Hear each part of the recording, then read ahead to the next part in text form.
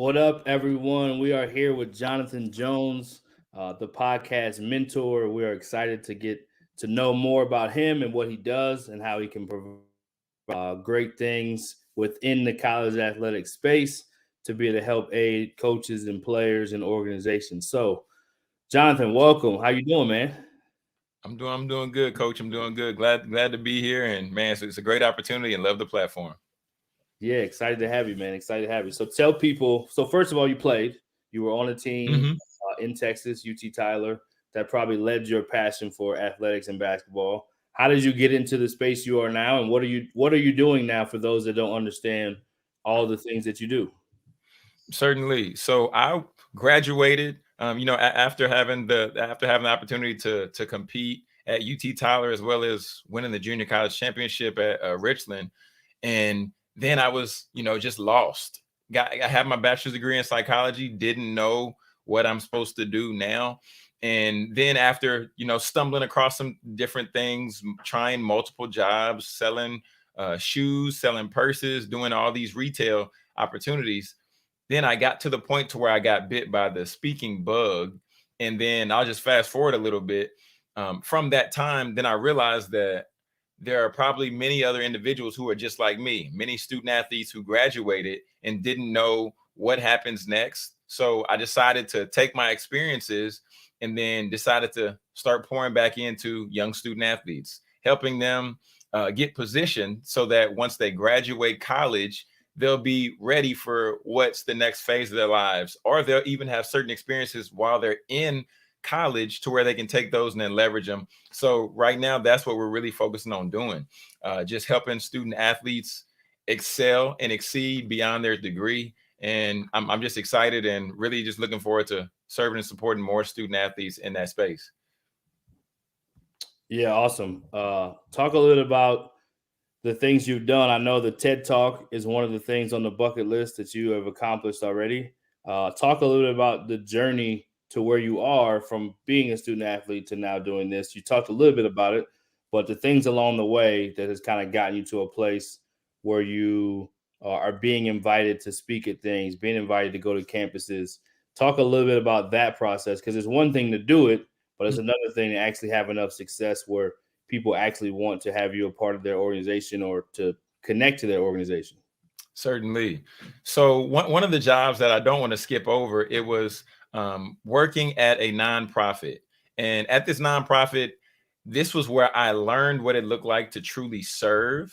So putting together programs, working at elementary school where I ran an after school development program for elementary students who were pre-K all the way up to fifth grade.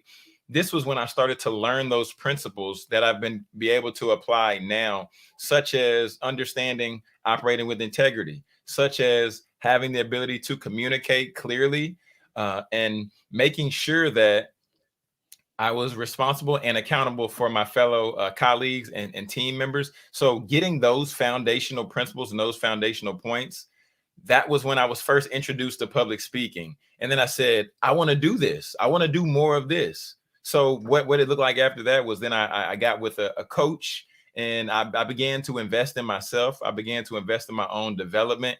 And then I even invested $5,000 to work with my father, who helped me author and publish my first book, which ultimately became a bestseller. So doing those things, and of course, there's many other things down the line, but doing those things helped get me a level of exposure to grow my mindset.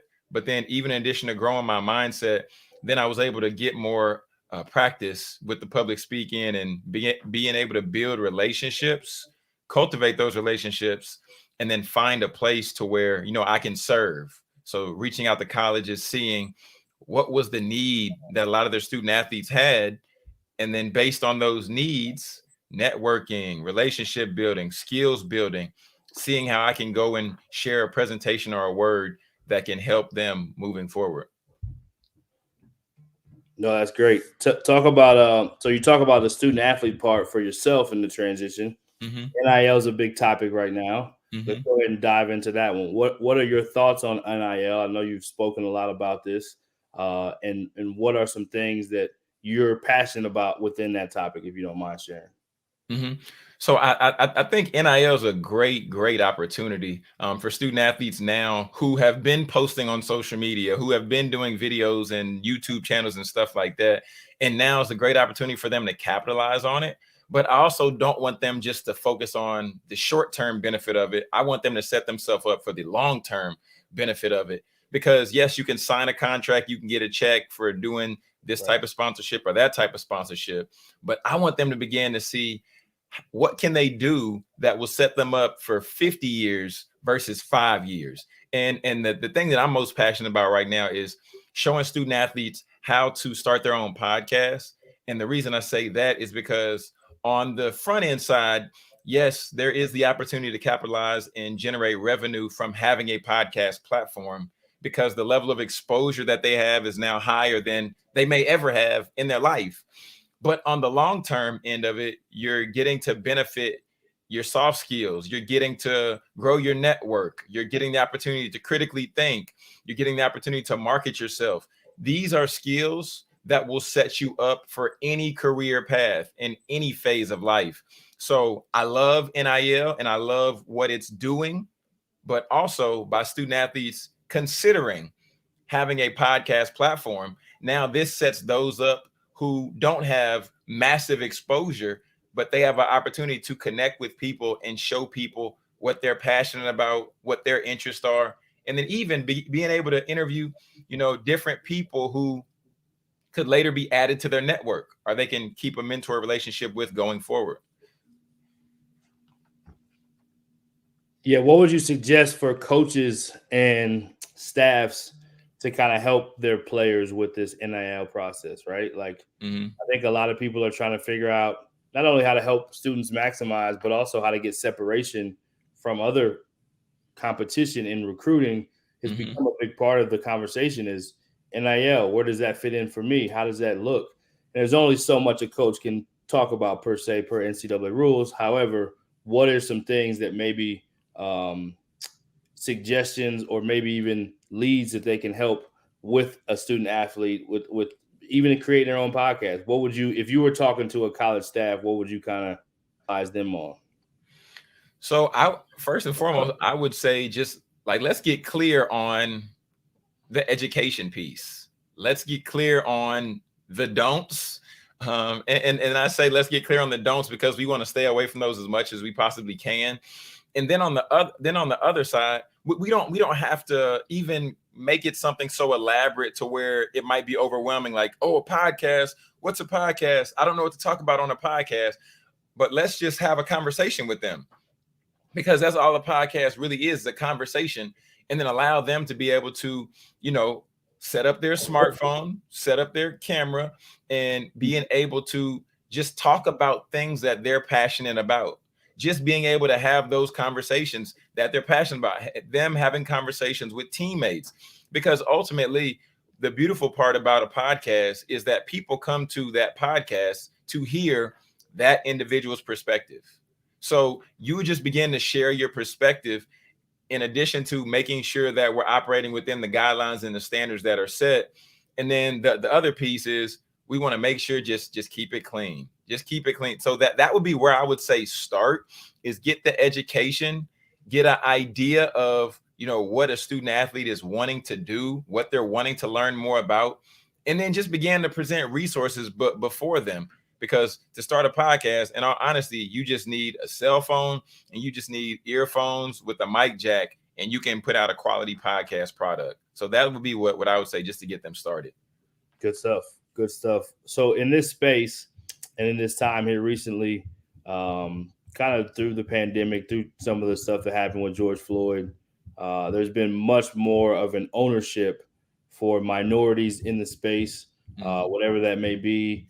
Our alliance kind of has formed through that with the Asian Coaches Association and Jewish Coaches Association, Latino Coaches Association.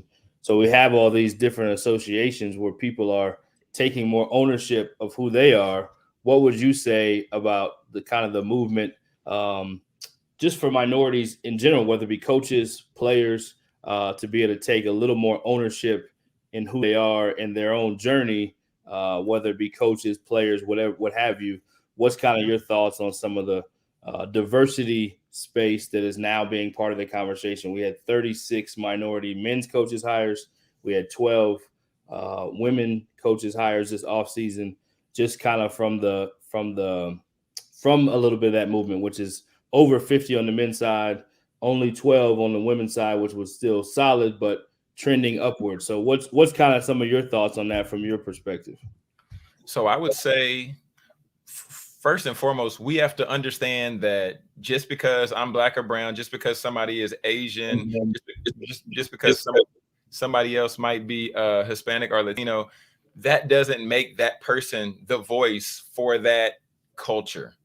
And understanding that, I think that we just need to get to a place to come to the table to where we just come with an open mind and open ears, and we just begin to have conversations about our similarities, and we begin to have conversations about our differences. And the reason I say that is because we're more alike than we are different. And this is coming from a guy who, I've grown up in the South. I was raised in the church, and then when I was in grad school, we had to go out to we had to basically get a different type of experience. So I went to a mosque, and going through that process and realizing that there are a lot of similarities here, but if I just projected what I thought and what I assumed, then I would have continued to move forward with that judgment and just with that thought process. So I say we own our differences, and if we're wrong, or if we know that we've done something to wrong someone, let's own up to it, because when we own up to it, we can start from a level ground, and then we can move forward. But if we never own up to certain things, then we never can grow from that and move forward. Yeah, well said. Well said. I think there's been a lot of people that are in. I think of Jay-Z in particular. He talks about this a lot. Exactly what you said. Like there's more commonalities in all of us than there are differences.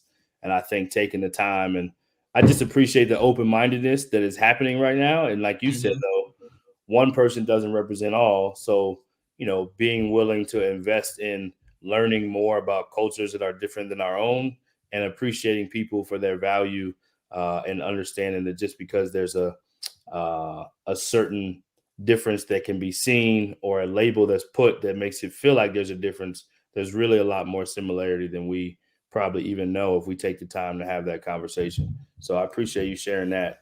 Kind of going to WNBA, women's basketball now, women's basketball, women's athletics wanting to make their own push too to have more equality. We saw March Madness.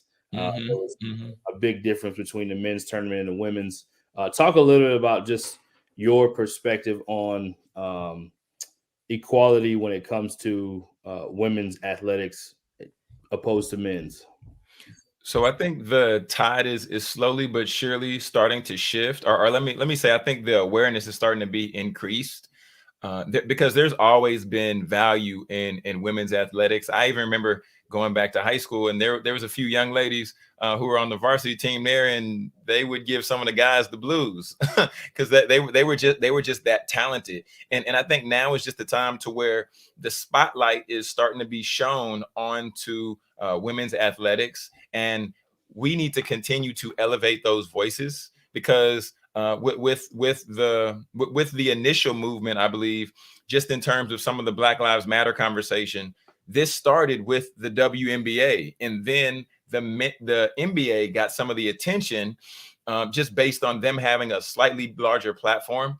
But also, one thing that we have to just bring into context is that the NBA has been around for about 75 years, and I think the WNBA has been around for a third of that, if even that long. So understanding that, I love what they're beginning to do with the WNBA, and how they're starting to put together some campaigns with stronger marketing pushes, as well as I love seeing with the NCAA tournament and the young ladies on that side, and seeing the notoriety they're getting, because now it's time for us to recognize, to acknowledge, and continue to elevate their voices and just the work and the things that they're doing at this time. Yeah, great stuff. Great stuff. So with your background, you played junior college as well, had success, won championships. You have psychology in your educational background. You're public speaking, doing TED Talks. You've written a book.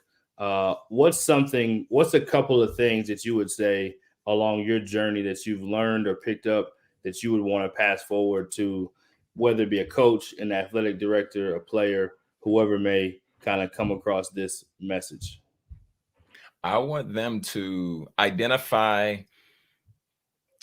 the platform that they have now and put themselves in position for 50 years down the line, because there are so many coaches that have gigantic platforms right now, so many coaches, so many young leaders that have platforms, and they have not done a great job of positioning themselves once they leave that college, once they leave that institution, or once they go somewhere else.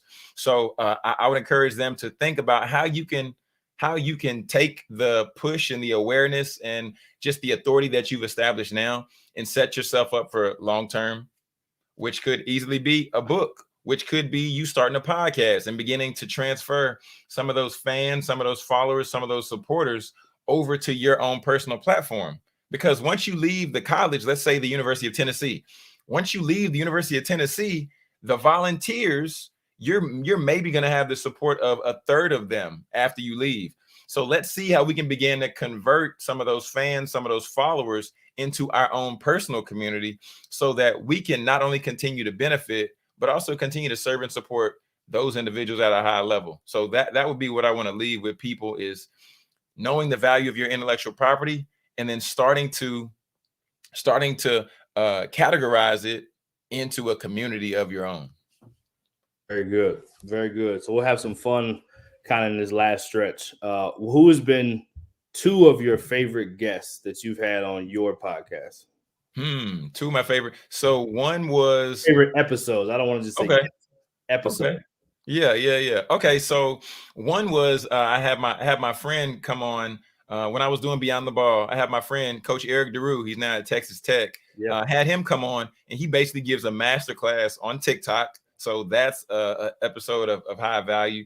And then also Coach Robert Robinson from Last Chance U. I interviewed him, and his story was just powerful. So Yeah. those were really two interviews. And then one last one I have to say, Dr. Emmett Gill, because this is the DEI Alliance Spotlight. Dr. Emmett Gill, he is a genius. And that episode there, so rich.